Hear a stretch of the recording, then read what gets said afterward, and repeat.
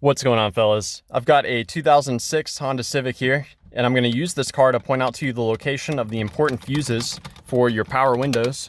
I'm also going to give you some troubleshooting steps and show you where the power window relay is. So to start with, we're going to head under the hood. Here we will find one important fuse, which is fuse number 4. Pushing in on these tabs and lifting this cover up. Now, the significance of fuse number 4 is that it provides power to the power window relay, which that power is used for all of the motors. So you'll want to make sure that this Phillips is tight, first of all. I have seen issues just caused from a loose Phillips at this connection. But for checking the fuse, you pull the Phillips out, and there are tabs on either side that you have to push out of the way. So there's one there, there's another one right here. And with those tabs moved out, we can just grab this piece and wiggle it while we pull it up. And so there's the fuse there. You can see it's intact, so it's good to go. I'll put this back in, and you'll want to go ahead and reinstall that Phillips really tight. Now that we know that fuse is good, we can move on and look at the rest of the fuses.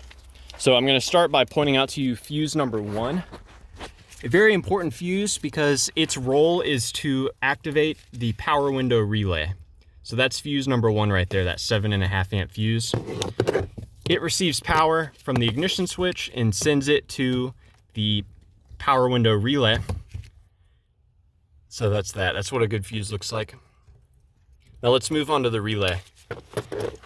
To get to that, we've got to pull this cover out, which we do by just pulling towards us from the bottom.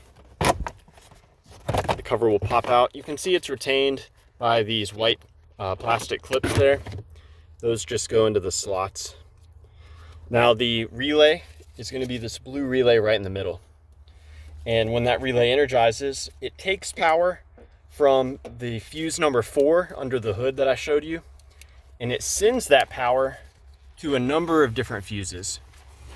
So no matter if you have a 2 or 4-door Civic, you will have a fuse here, number 26, and the power from that fuse is sent to the switches.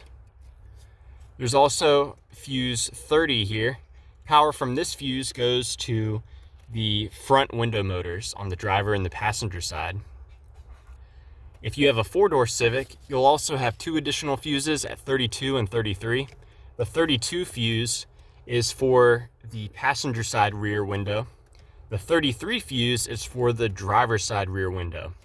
And all these fuses, 26, 30, 32, 33, those will only have power sent to them when the relay is energized. So if you actually use a voltmeter, you can hook it up to the little exposed metal on the fuse.